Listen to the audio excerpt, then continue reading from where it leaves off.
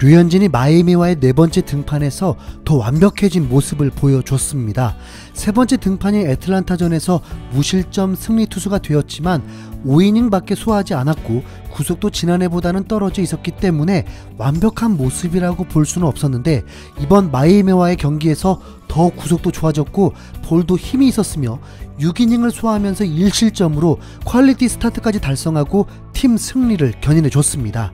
팀도 이겼고 류현진도 1실점밖에 안 했는데 류현진이 승리 투수가 되지 못한 게 의아해할 수 있는데, 분명 류현진이 6이닝 소화할 때까진 3대1로 이기고 있었고 추가점까지 내면서 8회까지 4대1로 이기고 있었습니다. 그런데 9회 투아웃 주자 1-3루 상황에서 동점 홈런을 맞아버렸습니다.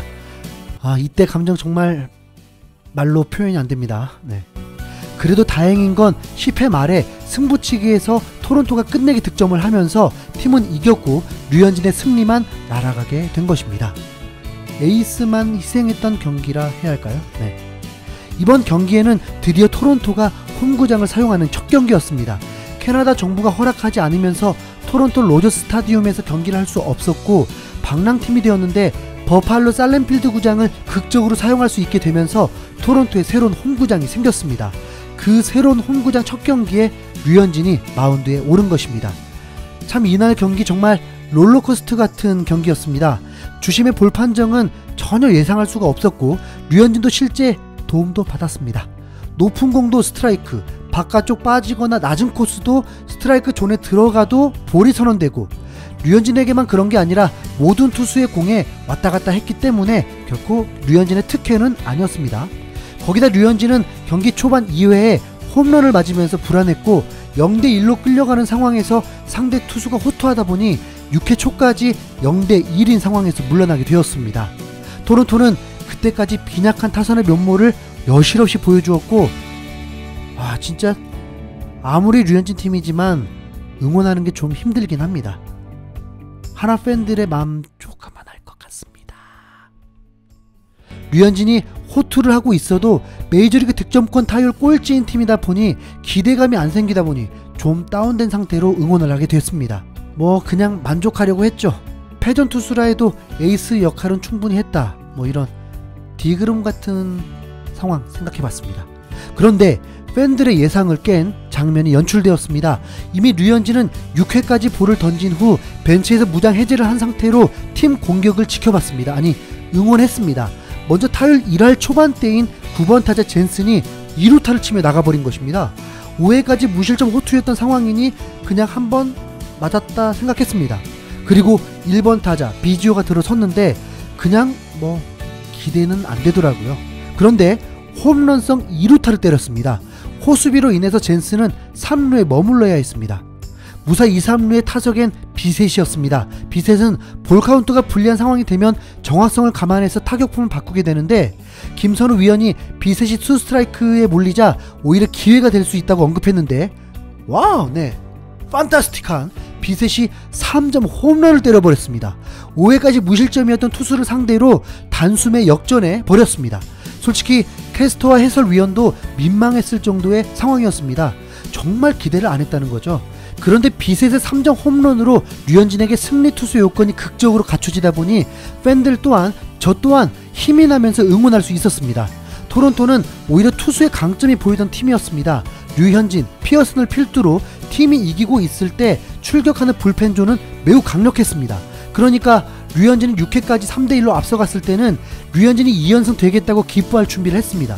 1점 추가까지 했으니까요. 하지만 야구에 있어서 유명한 말이 있지 않습니까? 9회 말 투아웃까지 끝난 것이 아니다.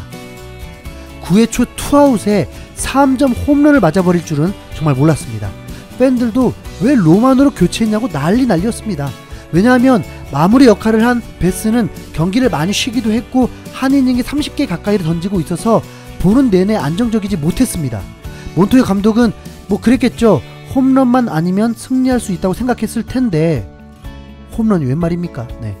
다행히도 동점에서 끝났고 이후 10회 말에 득점을 하면서 최종 승리가 되었습니다. 류현진을 칭찬 안 할 수가 없겠죠. 류현진은 경기 초반에 92마일이 나왔고 평균 구속도 146km까지 올랐고 그만큼 공에 힘이 있다 보니 다른 변화구도 제 역할을 했습니다. 비셋의 실책에 원아웃 1, 2루 상황에서도 바로 병살타로 마무리시키고 별다른 위기 자체가 없었습니다. 피홈런은 그냥 운 좋게 한 방 맞은 거죠. 류현진은 앤더슨이 잘 친 거라고 표현했습니다. 메이저리그 공식 홈페이지는 블루제이스의 베테랑 에이스가 호투했다. 의심의 여지 없이 때맞춰 베테랑 에이스 류현진은 6이닝 2피안타 7탈삼진 1실점으로 승리하기에 충분한 활약을 펼쳤다. 이렇게 전했습니다.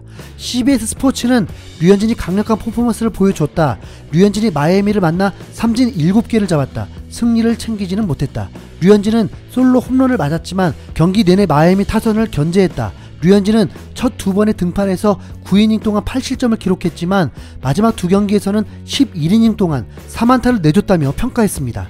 토론토 현지 언론인 스포츠넷은 버팔로 홈구장인 첫 승에는 에이스 류현진의 투구가 큰 역할을 했다.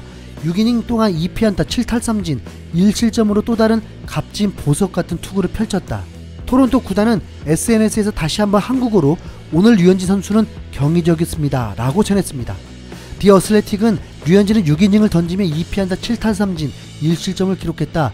이날 그의 실투는 2회 브라이언 앤더슨을 상대로 왼쪽 중앙 부근에 던진 체인지업이 유일했다. 류현진의 존 상단에 형성된 높은 포심 패스트볼은 매우 훌륭했다. 그는 경기에서 구사한 구종 중 37%는 포심 패스트볼이었고 23%는 체인지업을 사용했다. 12차례 유도한 헛스윙 중에는 직구와 체인지업이 총 9차례 헛스윙을 유도하기도 했다고 전했습니다. 몬토요 감독은 류현진이 2경기 연속 정말 잘 던졌다. 그는 우리의 에이스라고 칭찬했습니다. 류현진은 화상 인터뷰를 통해서 전체적으로 좋았다. 초반에 상대가 변화구를 노리는 것 같아서 직구로 패턴을 바꿨는데 그게 후반으로 가면서 주요했다. 경기를 잘 마무리한 것 같다고 전했습니다. 그리고 토론토 팬들 역시 류현진을 극찬했습니다. 역시 앞선 경기는 연습이었던 거야. 구속이 올라오니까 완전 다른 선수가 됐어. 류현진의 승리가 그리 중요할까? 디그롬에게 물어보면 알겠지? 오늘의 승리는 류현진이 만든 걸 모두 인정할 거야. 류현진이 4경기 출전하고 3번을 이겼어. 그런데 우리 총 승리는 6번이었어. 내일 피어슨까지면 다시 연승 가능할 거야. 정말 류는 매우 안정적이야. 실점이 오히려 이상해 보일 정도야. 류는 분명 좋은 선수야. 우리의 지난 시즌을 잊게 만들고 있어.